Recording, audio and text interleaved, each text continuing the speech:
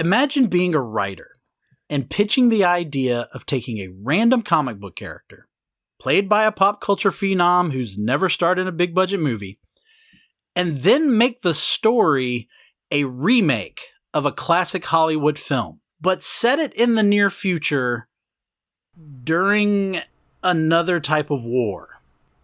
Now imagine they said yes.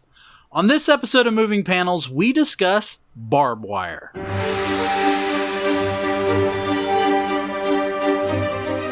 Welcome to Moving Panels, the podcast where we discuss movies and TV shows based on, inspired by, and adapted from the world of comic books. I'm your host, Laramie Wells, and joining me today in the co-host chair from Pop Culture Roulette, please welcome Nicholas Pepin. How's it going? It's going, just like this movie does. and from the 80s flick flashback, it's Tim Williams. Just don't call me babe, and we're all good. I'm beginning to develop a complex about only being called for bad movies, but hey. Yeah, we'll change that up all at some right. point. But I also feel like I've been on a run of bad movies. So we got to find some good ones to do. There you go. So yeah, we're talking about the 1996 classic Barb Wire. Really? A classic? We're going to call it that? Barb Wire, with Pamela Anderson playing the titular character. See what I did there? So I'm not even going to bother that. So this movie came out May 3rd, 1996. I don't even think I should bother asking, did you see it in theaters? Well, oddly enough, May 3rd, 1996 would have been my birthday. Oh, hey, look at there. And I Look did at there. not. You could have gone to see this for your birthday. I could have. I did not. Aw. Neither did anyone else. I don't think I saw it until a month or two ago when I was watching it for something else. But yeah, no, I didn't go see it in the theaters. I almost did, but then I chose not to. And after waiting 20, 30 years to see it, I'm glad I did. So I went to the drive-in not to see this movie. And at the drive-in theater in Atlanta, like the screens are kind of all around you, but like you can look out of your, either side of the car and there's other screens. See another screen. Yeah. And so I think I happened to like glance over at, I guess when you're there to see Passion of the Christ. Yeah. And you look over. I was like, yeah. So I looked over to see the beginning of this movie. I was like, oh, okay, well, it's going to be that kind of movie. So the beginning of it. Yeah. It's like, okay. So anyway, I had not seen it. I can say after watching it today, I have never seen this movie all the way through until today. I think I had started it once or twice just because, it's so iconic, or, people talk about, it's a good, bad movie, those kind of things. And so I was like, well, I'll try to give it a shot. And I couldn't make it through it. So today was still a struggle, but I have a headache now, which could be from sinuses. It could be from this movie. I haven't decided which yet. Well, I'm going to go ahead. I mean, anybody, if you're listening to this episode because you saw it was titled Barb Wire and you were like, oh, I want to hear about this, you already know. I'm just going to go ahead. I apologize to the both of you for making you watch this movie so that we could record this episode. But we are doing it for the people. It's all for you. And there you go. Because they were, I guess they tried to make this movie for people. I don't know what people. But so I usually don't talk about this, but I looked up the money. So it cost $9 million to make this movie. Okay. It made $1.8 million opening weekend. Cool. Its total gross was $3.8 million. Yeah, I saw that. Wow. Yeah. I don't know where Tells else to you go a lot. with that. Tells you a lot. Yeah. A little bit of research. I did find out that it was originally directed by Adam Rifkin, who would also direct Mouse Hunt, Small Soldiers, Zoom, another great kind of superhero, and Underdog. Oh yeah. Yeah. But he was let go because the producers, when they would watch the dailies, they weren't really liking the movie. And somehow they thought this was better. Right. Yeah. Right. Yeah. So they hired David Hogan, who is the director of credit, the one to blame, as most people would call him. Before this, he was just a music video director. So that's obvious. Yeah, that checks out. You might recognize his work from Blues Traveler's Hook, or he also directed the music video for All for Love from the Three Musketeers soundtrack. All right. With Bryan Adams and Rod Stewart. Yeah, I remember that one. Was it Sting? Was that the third one? Was it Sting? Oh, yeah, it was. I think so. Yeah. Was it Sting? Yeah. Sounds right. Also found out he was the assistant director. He was the AD on Batman Forever. I did see that, and I was like, yeah, that makes some, there's a little bit of correlation there I can see. Yeah. I really like Blues Traveler. I do remember that music video. I like Blues Travelers too, yeah. I don't remember the video at all, but I remember Hook was the one where they're out front of like the motel, right? I think it was the motel, but I think it was also like the Wizard of Oz ripoff, kind of. But yeah. Yeah, I mean, there was a lot of music videos on his list, and those are just two that I picked.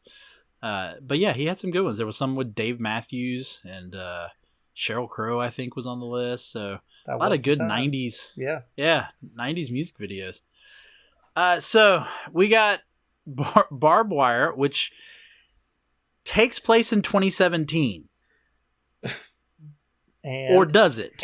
Or does it? And 2019, obviously. Yeah, and 2019. Because when it caught my eye when she shows the guy her medical card or her license to be a hooker, whatever that card was. Sure. And it says good health as of 1/7/19. And I was like, if it's as of, doesn't that mean it already passed? It's already been? Right, yeah. Right. I mean, but the open said it was 2017, and then Barb even says at the beginning, I hated that year 2017. So it's just the sign of a good movie when the editing can't, when you can't even get like the basic, facts of your movie straight. No, it's a sign of a good movie when they give you the information crawl at the beginning, and then proceed to tell you all of that information within like the first 10 minutes of the movie. Right. Yeah. Yeah, in case you missed it the first time, we're going to tell you again. Yeah, we'll just repeat it again. And then we'll give you a flashback a little bit later that serves no purpose. At all. Yeah. Doesn't help to build it. If anything, just shows how boring our characters are. Oh, just so you know, Charlie used to be able to see. But, fun little trivia fact, it said 1/7/19. I don't know if they were going with the European, but 7/1, July 1st, is actually Pamela Anderson's birthday. Yeah. So there you go. May have been a little nod there. Don't know. But let's get into the characters, and we'll start off with Barb Wire herself, Barbara Kopetsky, Pamela Anderson. The character debuted. She had her own comic, but she actually debuted in Comics Greatest World, Steel Harbor, in August of 1993. This is through Dark Horse Comics. There were 4 issues featuring different heroes of Steel Harbor. It was one connecting story, but each one kind of highlighted a different character. And we'll get into the comics a little bit more. But I will say she looks like the character. I'm not gonna deny that. The character's a little bit more flashy in the way she dresses. Like bright colors versus the black leather that Pamela Anderson wears. But yeah, Pamela Anderson was in this movie. This is true. Yes. True statement. Mm-hmm. Yeah. I don't know why anybody thought she should be in this movie. Other than the fact that she kind of resembled the character. Right. But she was in this movie. There was that brief period of time in the mid-90s where she was ridiculously famous for no apparent reason other than her magazine appearances. And Baywatch. Well, and that's what I was trying to remember. I don't remember how much of Baywatch she had done before this movie. She had done Baywatch before this. Okay, because I know Baywatch was... And she had done Home Improvement. Let's not forget. Yes, because she was the original. She was the original Tool Girl. Right. Yeah, she was the Tool Time Girl. And then she would go on. They would give her a sitcom later, called Stacked. Because Christopher Lloyd was in it. That's why I remember. Yeah, I will say I don't. She's not a good actress. I mean, let's just put that right out on Front Street. But as her career has gone on, she does at least have a sense of humor about herself. She does now. She didn't then. No, not then. Yeah. Because I'm sure we'll talk about it. But I mean, this the fact that this movie bombed almost ruined her, like, mentally. Yeah. Now, you talked about Stacked, which, again, not bad because she was playing kind of a caricature of herself. But remember, she had that syndicated show VIP. Yep. Yeah. In like the late 90s, early 2000s. And I'm sure you're going to get that too. Didn't Stan Lee create a comic book character? Oh, yeah. Stripperella. Yeah. There was that run of syndicated shows that I think we've talked about in previous episodes of like Hercules and Xena, and Cleopatra 25. Cleopatra 2525. Those good old Saturday afternoon syndicated shows. Jack of all trades. Yeah. Now, I did find out that apparently she did all of her own stunts. I'm not sure which ones because I always saw someone in a really bad blonde wig. I was going to say, like, the end, she hanging from the car, she definitely did not do because that was definitely a stunt person. But some of the other stuff, like some of the kicks and stuff, maybe some of the fighting scenes seem to be her, more or less. Yeah. If that's what they're calling stunts, like I think it was her that like jumped over the table. Okay. In that one shootout. Right. That did look like her, but did they consider the awkward dancing at the beginning of the movie a stunt? Yeah. Which she's supposed to be the hero, right? Mm-hmm. Did she murder a dude just for calling her babe? Yes. In that opening scene? Yes. Yeah, she pulled off a high heel and totally just put it right through his skull. Yeah. Okay.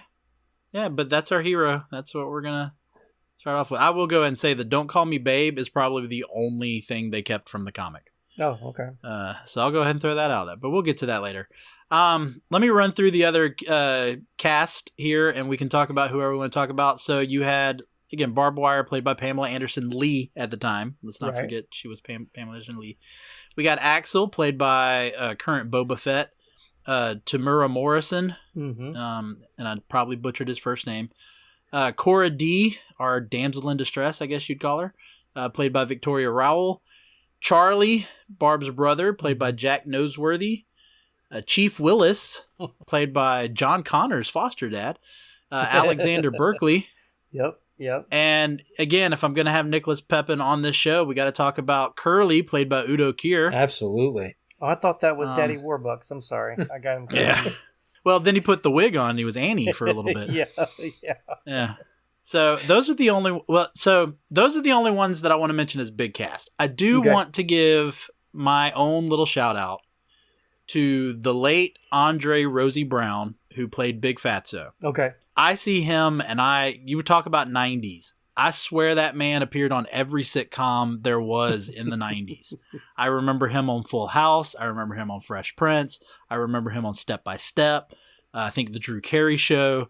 Like, usually if they needed like a thug who was actually like just a big teddy bear, or, you know, they needed a bodyguard of some sort, I swear that man was in everything in the 90s. Speaking of, did either of you catch the blink and you'll miss it? I don't know if it was a cameo at the time, but Tiny Lister as the bouncer of the bar at the very beginning of the movie? Yes. Yeah. Just, again, the late, great Tiny Lister right there. And then, of course, you've also got Clint Howard. Of course. And his usual little small part, which I have not watched this, but I found out he reprised that role in the Pam and Tommy television series. Oh, wow. Yeah, apparently I was reading about it because I just can't stop myself from doing all sorts of reading. Apparently, they made Barb Wire kind of a focal point of the Pam and Tommy TV show. At least it was good for something. So we can talk about whoever you want to talk about. I'll go ahead and ask the question. So of all these characters, again, we'll just leave Big Fatso and Tiny Lister's character, and we'll even leave Clint Howard as just we'll give them their props for their little parts. But of the other main characters, kind of, who do you want to see again, and who do you wish would be forgotten, much like this movie has been? Well, I mean, I guess Xander Berkeley, his character, who honestly, other than Pamela Anderson's character, I don't remember the name of anybody. because it wasn't worth the brain space to memorize character names. Right. I really enjoy Xander Berkeley on as the president on 24. Right. Yeah. Oh yeah, I forgot about that. He was definitely that guy because I was like, I've seen that guy in so many things. Well, yeah, I mean, I remembered him as John Connor's foster dad in T2. Yeah, when you said that, it popped in my head immediately. Yeah, and I remembered him as the Secret Service agent who was actually the mole in Air Force One. Right.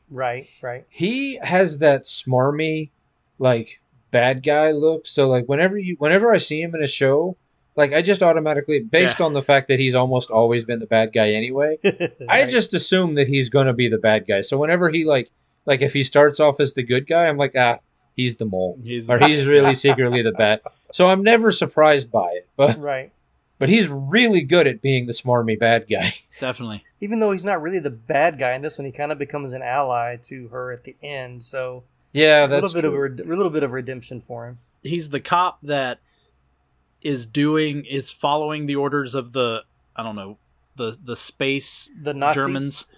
I was trying to avoid saying the word. I mean, that's what they definitely were trying to look like. Yeah, and he's just following their orders so that he can keep his job. But yeah, he doesn't really like what they're doing. So yeah, who did you like? Is it also Chief Willis, or is there somebody else you liked, Tim? Me, I actually didn't. Well, I won't say like I liked, but I thought Tamara, I won't say his name wrong, Morrison. I thought his character, like I would have liked to have seen more of him to understand a little bit more of his character, I guess, or like it just. I felt let that flashback actually serve as some character development? Exactly, because he actually wasn't terrible. I mean, it was hard to like. All I could think about was Boba Fett watching him, and wishing that the new book of Boba Fett was as action-packed as he was, and he actually fought more on that show than he did in this one. That was a slight dig to Book of Boba Fett if you didn't catch that, but yeah. But he, I mean, like especially like towards the end, like the final battle, like I was like he could have maybe been a decent kind of a B movie action star, which this is definitely a B movie, so I'm not giving it any major props, but. You're giving it props for calling it a B movie. So. It's more like a D, maybe double D. Double D, yeah. Keep the puns coming, guys. Keep them coming. So I, of the ones mentioned, he's the one that I was like, you know what? He's probably the better of the actors, or at least is not treating it as sea level as it is, and really try to bring some life to the character. I've actually got that further in my notes when I was going to do my final decision. Mm-hmm. I honestly think everyone in this movie except Pamela Anderson knew what movie they were making. I don't know. I think Big Fatso knew what movie he was in because he was chewing that scenery pretty good. Yeah, as well as the Twinkie he had in his hand. All right, so this might be a bad question to ask, but again, who do you wish would be forgotten, much like this movie was?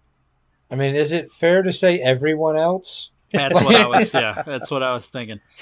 For me, the most annoying character to me was Charlie. Like, I was not upset when he met his demise. Spoiler alert. But I was just like, he just annoyed me the whole movie. So, yeah. I understand he had to be a plot point being the brother and, the one that dies to spur them on. But I just did not like his character at all. But isn't that a thing for Jack Noseworthy, like in a lot of movies he's in? Because I see him, I immediately think of Event Horizon. I don't know if I'm a huge Event Horizon fan. I haven't seen that in a long time, but yeah. Yeah, he's the young one that is kind of the baby of the group, and then he has one of the horrific deaths in that movie. Don't they all have horrific deaths? Yeah, they do. In Event Horizon, they do. And then doesn't he also die in U-571? I know he's in that. Yeah, I think so. I have to look him up real fast. That's probably the one. Yeah, I'm going through his, because like when he popped up, I was like, I've seen this guy. Before. No, but he's in Idle Hands. He doesn't die in Idle Hands. I haven't seen that one, but he's in Idle Hands. Was he the main character in Idle Hands? No. No, that was Devon Sawa, wasn't it? Yeah, that was Devon Sawa. No, he was he wore the vest. It's been a long time since I've seen that movie. Yeah. He was in Alive. I think that might have been what I remembered him from. Oh yeah, did they eat him? Probably one of the first ones too. He was one of them. There's a lot of movies that I've never seen with him in it. I mean, we're finally down to some that I have. Look, is this not though this movie? Like, there are so many people in this movie, some that I haven't even named, in which you see them, you go, I've seen you in other things. Yeah, definitely. Because there's that one big guy with like the weird like ponytail, the weird ponytail, the bald on top, the ponytail on the back. I've seen him in other things. Mm-hmm. Yeah. There's the guy that Barb tricks into going up into his apartment, and then he dresses up like a gimp and all that. Oh yeah. That guy, I've seen you in other things. Right. Even the guy that she stabs with her stiletto at the beginning of the movie. I'm looking at him going, I've seen you in other things. Yeah, I was going to say, that was what I was about to say too. Is like, I know he's been in some stuff too. So yeah. And then you're right. There was a lot of that guy people in this movie. If anyone is that guy, it's Udo Kerr. Yeah, absolutely. I mean, hey, Ace Ventura, Armageddon, Blade, End of Days, Johnny Mnemonic. I can keep naming movies. All right. Any other thing you want to talk about when it comes to the characters, or is there anything else to talk about? No, I wrote down something about a character named Spike. Okay. I did not write anything. That was the head of the Resistance, the girl who spoke with the little. I wrote, and now this is a stretch because I wrote that Spike's voice is possibly the dumbest thing in this movie. Yeah. Which is really hard to do considering some of the other things that they did. Yeah. Yeah. And I've got a question because I don't know if it was just because I watched it on Tubi, but when she talked, was her volume level like so much further? Like I had to turn up every time she was talking. When everybody else started talking, I could hear them clear. Like her volume was just not. Maybe it was my speaker settings, but so the audio was really bad in this one. No, I watched it. I can't say I watched it on the TV in our bedroom, which is one of those TVs in which dialogue has to be turned up. But then as soon as some sound effect happens, you have to mute it because it's blowing you out. Right. So I always had to turn it up for dialogue. But I will say her voice didn't quite match like her facial expressions. And, no. And all. Yeah. So it was weird.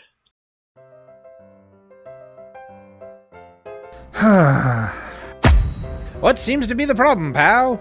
There's just so much pain in the world, so many issues. I don't think I can bear it. Well, friendo, it sounds like you could use a dose of pop culture roulette. Pop culture roulette? What's that? Some sort of pop culture themed podcast or something? That's right, sonny boy. When hope seems far, dive into some PCR. But I already get my entertainment news from Variety. Huh, that's pretty good. If you're a chucklehead, PCR gives you news you need, condensed, unfiltered, and raw, from three nerds who know a little something about something. Wow, okay, sign me up. That's the spirit. Pop Culture Roulette. New episodes every Monday, available on all major podcast directories. All right, well, let's get into the moving panels. There's not a lot to talk about here.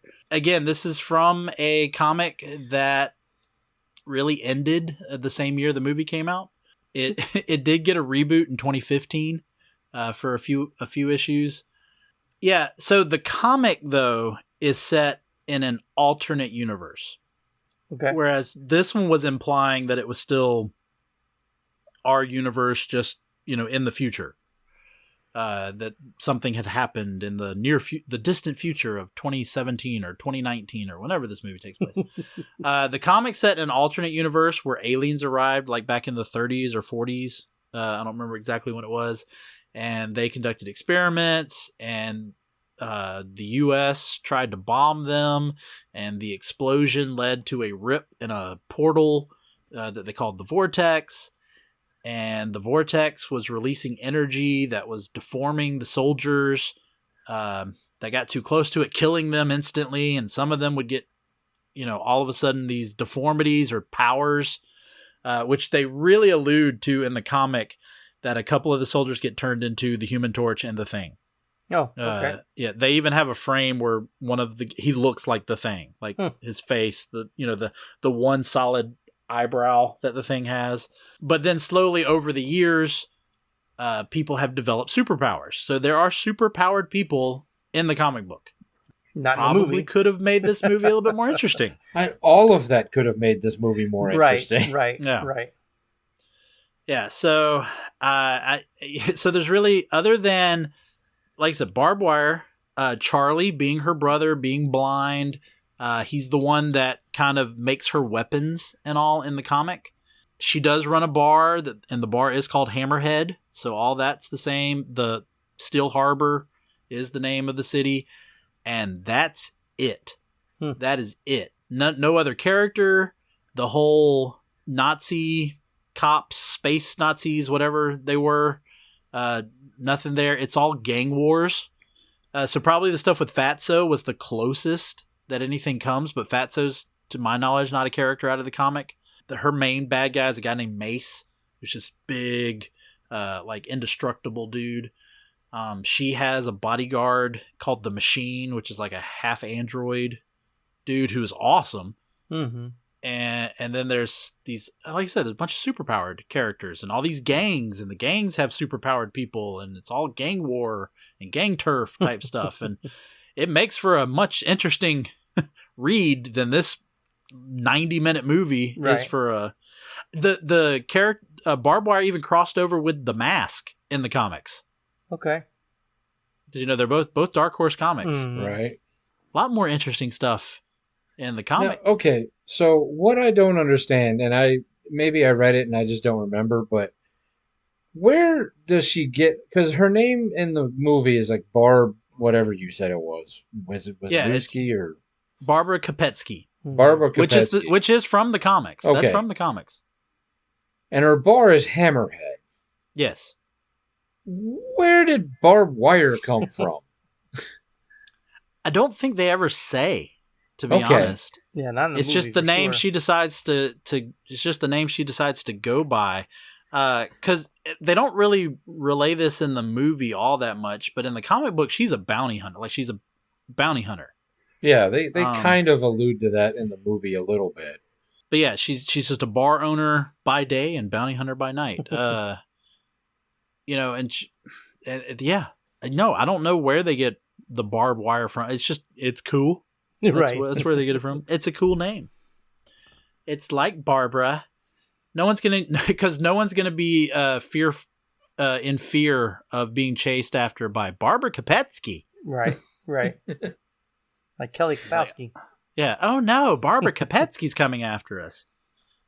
I mean, I don't know if it was set in Wisconsin, that might be kind of scary because there's a lot of Polish last names up here. So, yeah, I don't know what else to talk about. The only thing I have left in my notes is the Casablanca connection. Yeah, which I read. Which I know if y'all did any research, you had to have stumbled on. Yeah, and other than like the final scene or like the flashback scene. Like they're like, oh, this is like a remake of Casablanca. Well, it's yeah. In so much as that there's a couple of scenes that are kind of reminiscent of it. But well, yeah, because you got Barb who runs a bar, just like Rick in Casablanca. It's supposed to be a safe zone, just like Rick, in Casablanca. Then you've got the contact lenses, which are going to provide the ability to get past security or whatnot. You get past the checkpoints, which in Casablanca, it's a letter. It's like papers. Right. And those papers are going to be able to get them through to travel to wherever they're traveling in Casablanca. I forgot. So then you've got Axel showing up as kind of like Ilsa does in Casablanca, where she's the former love, and so there's that connection between Barb Wire and Axel, as maybe they had a thing before, but now Elsa is with Victor Laszlo, her fiance or husband. Again, it's been a while since I've seen Casablanca, and so here you got Axel and Cora. And Cora is the key. They've got to save her. They've got to protect her, just like Victor. I forgot, it's something about him with the resistance as well in Casablanca, and they've got to save him. They've got to rescue him. I mean, you could even argue Willis. You were talking about that final scene. I mean, Willis is just like Renaud, which is the cop, or the investigator, whoever he is, in Casablanca, where they have that, this is the beginning of a beautiful friendship. He's like, I think I'm falling in love. So, I mean, I'd even argue that Curly, Udo Kier's character, is supposed to be Sam. Okay. The tuxedo. I mean, because I did write, when in doubt, make the bad guys Nazis, but I'm guessing if they were remaking Casablanca. And that's probably why they went with this little space Nazi part, is to make that other connection. I mean, World War II, this one's supposed to be the second Civil War, so right. Civil War II. All right, maybe it was more of a remake of Casablanca than I thought. But I mean, it's a loose remake, but they're homage, taking, I think. They're taking the storyline from Casablanca, and they made this. They made this. Yeah. They sure made something. Right. They made this. Anything else you guys got? Because like I said, normally I've got like a page, maybe 2 pages of notes when I do an episode with either of you.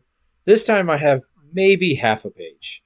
Yeah. Because there's just I've got 2 paragraphs for the comic book connections. One was about the comic, which I already talked about, and one was about the Casablanca connection. That's it. Right. That's it. Yeah. So the scene where she takes the guy up because she wants to use him to get to the guy on the other side of his room. Yeah. So she uses the shaving cream to turn into a bomb. Mm-hmm. And then the other guys come running through, and like she hides, like she uses the fridge door. No, they shoot through the fridge door. No, she shoots through the fridge door. Oh yeah, she shoots through the fridge door and then jumps over a wooden table. Yes. That they cannot which protects shoot. Her. Yeah. That they cannot shoot. I was like, well, that just normally like the fridge is what saves you and and protected Indiana Jones from a nuclear explosion. Exactly. Yeah. So, right. Yeah. So so she could shoot through a fridge door, but they couldn't shoot through a wooden table. Yeah. No. Movie not at bullets. All. Mm-hmm. Yeah. Yeah. No. There's a lot of that. Even before, when she's using the X-ray glasses, I was going to bring that up. Doesn't actually put over her eyes, right? But then you see like the point POV where she's looking through them. I'm like, but they're above her eyes. She's holding them above her eyes. Yeah. I don't know if there was something about we can't cover up Pamela Anderson's eyes. It's her contract. We can't do it. They're too beautiful. We can't do it. I don't know. I just there's so many choices that they made. They made choices that you're just like, why? all the wrong ones. Yeah. Can we talk about we talked about Pamela Anderson's acting. Can we talk about the acting of the parents of the girl she saves in the opening scene? Oh gosh, yeah, I forgot about that scene. Like, did they really care that their daughter has been rescued? It didn't seem that way. For a minute there, I thought there was going to be like a twist. Yeah, that's what I was waiting for. Yeah. Yeah. And or maybe she didn't want to be with them, or they were actually the bad guys. But that was just weird. That whole opening scene that had no payoff at the end, like why was that scene even included in the movie? Well, to show that Barb Wire was awesome. Right. The beginning of the movie makes no sense to the rest of it. You have you mean the rest of the movie made sense? Well, I mean, at least there was a, to put air quotes around the word plot. Mm-hmm. But that whole beginning scene, which now that I know that he was a music video director, and I probably did, and I just forgot. That beginning, like the opening credit scene, makes a lot more sense now, because that was basically just a music video. Mm-hmm. Not a good one, but... That was basically an excuse to go ahead and show off Pamela Anderson at the beginning right off the bat. And show her off. Yeah, and then they established the "Don't Call Me Babe" thing, and then they established that she was a bounty hunter, and then we spent none of the rest of the movie because I mean, if they had been a callback or anything to bring back around, like the parents were like, oh no, yeah, because they wanted because they wanted the car back, or they were out to get her but nothing at all. There's that scene where the drunk guy comes in to the bar, and it's just this random scene to finally let the dog attack a guy's genitals. Like, Yeah. Like that scene, what was the purpose of that scene? It didn't move the plot forward. Again, no character development any further than the dog. Look, I don't know if it was because this was set in a quote unquote future, and I don't know if it was because I was wanting more, but was I the only one that thought that maybe there was going to be a reveal that Udo Kier was a android? I was thinking either him or the Dr. D or whatever, and I think I was getting it confused with Cyborg, the movie with Jean-Claude Van Damme, because there is like a person that they really find out later is an android with some very bad special effects. But I think I just got those two plots crossed in my mind.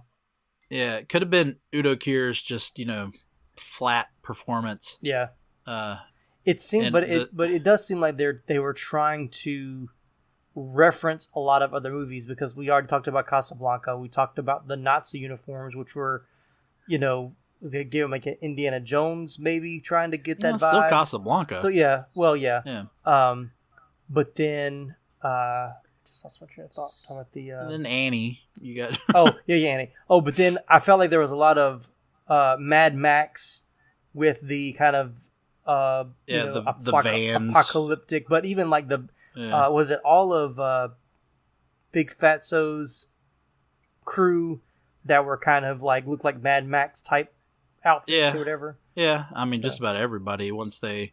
Yeah, I kept waiting for them to bring Tiny Lister back, because I mean I don't right. Yeah, because when did Friday come out? I feel like Friday came out around about the same time. Yeah, around the same time. So I mean, so Tiny Lister was a person by then, or maybe he was becoming a. I mean, obviously he was a person, but he had done no holds barred with right. So it wasn't like he didn't have a name. Like he had essentially it was just Friday actually came out before this. Friday came out in 95. Oh, that's what I thought. Like I mean, because I mean that was, when he was Devo, like that was. Yeah, I think. Yeah, that killed my theory, because I said, well, maybe he started in this movie and then he got Friday. It's like, look, I'm leaving you guys. I got to do this movie with Ice Cube and Chris Tucker, right? So and bailed on the movie, but they still kept the scene in at the beginning. So I mean, if he was just a cameo, like they really didn't do like anything with him to make it a cameo, other than just like show like, yep, here he is, and then move on. Like, now I will go back to that opening scene, because I did read this. I didn't do a whole lot of research, but I did read a few things. But supposedly that was Pamela Anderson's idea, and it was based on a nightmare that she had. Yeah, I read that too. Yeah, so I just that was one of the things I read it and I just went, I don't. That's not something I want to talk about. Her dancing on a trapeze, being doused with water, whatever. All right. Yeah. Like Tiny Lister had done Meteor Man. He was in Meteor Man in 93. Oh yeah. He was in Don Juan DeMarco in 94. Okay. Again, he was Zeus in all of the WWE stuff. Right. Yep. And then he did Friday in 95. Oh, look at that. He was also in an episode of Step by Step. Wouldn't it be awesome if he was in the same episode that Fatso was in? Well, I mean, every generation has that group of people who, like, every sitcom you watch, you're like, hey, didn't I just see that actor or actress in the other sitcom I was watching last week? And like there was a run with Ricky Lindholm from Hall and Garfunkel and Oates, where like I feel like I swear like every other sitcom my wife and I were watching, like she guest starred on like an episode or two run. It's like how is she in everything? Yeah, like that is true. All right, I think we're done. I really do. Yeah, there's really not that much more to talk about. I mean, there's nothing to this movie. We can talk about all the scenes that either don't make sense or are just bad choices, but we're pretty much going to start from the beginning and go to the end. Yeah. All right, so let's get into it. Final decisions: back it, stack it, or trade it. Tim, I'll let you go first. Trade it. What? And I you need no explanation. Unfortunately, I'm not really sure what I want to. I don't even need a good trade. Like, I would just be like, put on the auction block just get rid of it. Just say, if anybody wants it, here it is. If you want to give me something in return, I'll take it. But it's like I said, I had tried it at least twice to watch it before, and couldn't get through it. Today was the first time I finished it all the way through. And I have you said you watched it on Tubi. Yeah, so that kind of. I have no desire to watch it again. And Nicholas and I were talking about it before we started that. I think on Tubi it's got like 8 days left before it expires. So I'm like, well, thankfully it didn't expire before we recorded the podcast because I would not have wanted to pay to watch it. But yeah. Yeah, I did think that was kind of funny that like when at first when it wasn't anywhere, I had to kind of pirate it. And then, like, a week later, they put it on Tubi. And then, like, I go to watch it, and they're like, it'll be off in 2 weeks. Didn't you just put it on, like, a week ago? They're like, yeah, listen, we made a mistake. Like, we don't want to bring our platform down anymore, so we'll just, you got a few weeks, and that's it.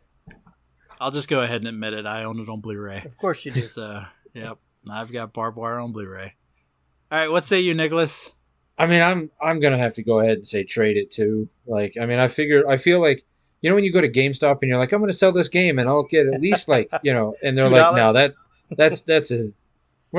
like a quarter. We're not taking this one. Can we give you $5 to keep it and not bring it back to our store? Yeah.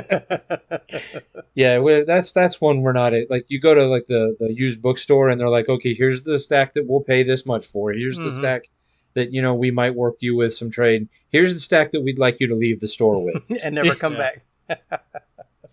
Yeah, that's we're definitely trade it. Yeah, no, it's a trade it because Tim mentioned earlier about good bad movies. This isn't anything. It's not an enjoyable bad movie. It's not campy good. It's not hilariously bad. It's not. I think the tone is what really hurts it because. It could have been, I think if it would have went more the goofy route and everybody kind of treated it like it was going to be a comedy, kind of like Tank Girl, I think it would have had a little bit more of a personality to at least okay, they're not taking themselves too seriously. Let's just have fun with it and roll with it. But this one, I felt like they were, like I said, there's certain people that are trying to treat it like this seriously. This is going to be a big hit kind of blockbuster movie. And production quality wasn't there. The acting wasn't there. The dialogue with all of it screams not an A-list movie at all. So, but I think if they had kind of gone more the goofy route, they might have been a little bit more endearing. I will say there's a little bit. I'll give it a little bit of positivity to not completely talk negative about this movie when it comes to some of the production. I will say this movie looked good. I mean, the sets were very well constructed. Yeah. Lots of detail. I mean, you talked about like Mad Max. Mm-hmm. I mean, there was a lot of work put into this, and as a teacher, I've spent a lot of time and a lot of money creating an activity for my students or some project for my students that I thought they were going to enjoy it, and it only to have it fail miserably. And so. I hate bashing this movie in the sense of I don't want to offend the people who put their heart and soul into this, into creating this production wise. Mm-hmm. But I mean, it does happen. Look, if you take Pamela Anderson out of this movie and you replace her with someone who could actually act, it's still a bad movie. True. Yeah. Yeah. True. So yeah, the comic is better. It's not great. Mm-hmm. But if you're interested in Barb Wire, I would say read the comic. Again, it's interesting. You're not going to be upset that you're reading it, but it's not anything you're going to want to, run out and say, I want more. Yeah. Just go watch Casablanca. Yeah. I'll give a positive spin. When I was watching it, the final battle isn't terrible. Like there's some good there's some decent action scenes in it. They're not, at least for the time that it was made, but I think that goes back to Pamela Anderson's foot is stuck. No, well, not that part, but there's some other parts of the final battle that I thought were pretty good. But like I said, it's not terrible. I felt I'm not bad for great. the crane operator. Yeah, like what did the crane operator do that actually had to knock him out? But there's already been like explosions and gunfire, and he's just ho hum. Let me sit in my little my crane and kind of check my switches. Yeah, but he goes up and he goes, is this the one that makes it go up and down? He goes, yeah, that's it. And, right. And this one makes it go, yeah, that's it. I mean, the guy was so helpful. Right. And then he just knocks him out. Well, he didn't kill him. I mean, they could have done the bit where he could have pulled a gun on him and says, all right, I'm going to need you to leave now. Right. And just let the guy run away or something. No, and again, the production, I will say that that one dude that takes the fall off the top of the crane, like that was a heck of a stunt fall. Oh yeah. That's my thing. You talked about the big final battle. To me, the movie was just, when you got to that final battle, like I wasn't into it. Oh no, I agree. Like it was too little, too late at that point. But just taking it as it was, like I said, it wasn't terrible. I didn't say it was great, but it wasn't terrible. It could have really been a lot worse. I've seen recently a worse final battle, but that's for another podcast, another time. Yeah. So I mean, that's your tagline on the poster. Barb Wire. At least our sets look good. Our ending isn't terrible. Barbed Wire. It's not terrible, says Tim Williams from 80s Flick Flashback. There you go. That's my I will soundbite. say, I do enjoy watching bad movies, like Snakes on a Plane, or Tucker and Dale versus Evil, or that's not a bad movie though. No, that's true. I mean, but it has to be where like Snakes on a Plane, like everybody in that movie knew it was bad before they set foot on it, so they were just camping it up to begin with, and that made it fun. Like this movie, like it's sad because like you said, there were a bunch of people who were trying, and then there was Pamela Anderson. Yeah, Pamela Anderson was, the way she delivered her lines, it's like she made everything sound like it was a snarky comeback, even when it wasn't. It was just something. But yeah, let's not keep bashing it. We got a trifecta here of Trade It. We're just gonna leave it at that. This is, this one's bad, but we watched it. You don't have to. If you're listening to this, there is a chance it's still on Tubi. If you want to give it a shot by the time this episode comes out, there's a chance. But maybe it moved over to Crackle. Very possible. Very possible. Yeah. I'm sure this is one that someone could put the whole thing on YouTube and no one would care. Like, no one would come after you for copyright infringement. Right. Yeah. Hey, why not? Right. All right. Well, thanks everybody for listening. Nicholas, you got anything that you've got coming up or want to talk about when it comes to Pop Culture Roulette? No, I mean, we just, we're just doing our regular thing, just our regular episodes. We've got some Christmas stuff that we're kind of working on, but it's still too early to really give any sort of giveaway on that because we don't have anything set in stone just yet. So, just doing our thing. Pop Culture Roulette at Media Pod Smash at Pop Culture Roulette. You can find us over there. Check us out. Follow us on Facebook or do whatever. Just do what you want. You're so excited. Yeah, so excited about it. I mean, this movie is just taking all It's joy. the movie. The movie just sucks everything. Right. Yeah, I was texting with the guys earlier. I was like, we're still good for recording. I was like, I'm dreading having to rewatch it. And look, that's why I was asking. Yeah. Yeah, Nicholas's response was, unfortunately, I have rewatched it. So I'm ready. Yeah. So yeah. All right, Tim, what about you over the 80s Flick Flashback? You got some Christmas stuff coming? Yes. I know you got one coming. I do, yeah. So our big, week of Christmas episode will be Santa Claus the movie with Laramie. A real good bad movie. And it's one of my guilty pleasures. Yep, and then one of my all-time favorite Christmas classics, Scrooged with Bill Murray. Another good one. Oh yeah, so Scrooged, another one of my favorites, will have just dropped as well. So definitely check those out, and you always go back and listen to our episodes about Christmas Vacation with Bethany, Laramie's wife, which was a fun episode, and Christmas Story. So I'm sure there was a national treasure somewhere in there. There was. Yeah, there was. All right. Thanks, everybody, for listening. Check out both of those shows, Pop Culture Roulette and the 80s Flick Flashback podcast, wherever you listen to podcasts, just like this one.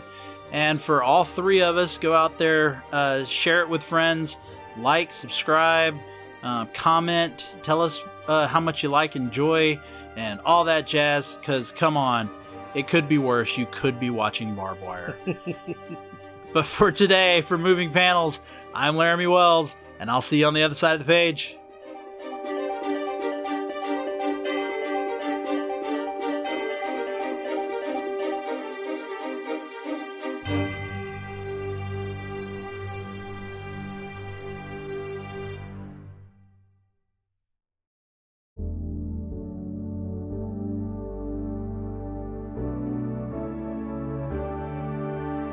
Life moves pretty fast. If you don't stop and listen to an 80s Flick Flashback podcast once in a while, you could miss it. Do you love movies of a certain age? Do you miss the days of VHS tapes, VCRs, and the video rental stores? Does the thought of another 80s movie being remade seem inconceivable? My name is Tim Williams. I'm the creator and host of the 80s Flick Flashback podcast. On each episode, I'm joined by guest co-host to discuss one of the many movies released in the 1980s. We share our first-time watch memories, our favorite scenes, and even learn some behind-the-scenes stories about the cast and crew along the way. New episodes are released every other Friday on your favorite podcasting platform. So make like a tree, get out of here, and go listen to an excellent episode of the 80s Flick Flashback podcast. The ad is over. Go home.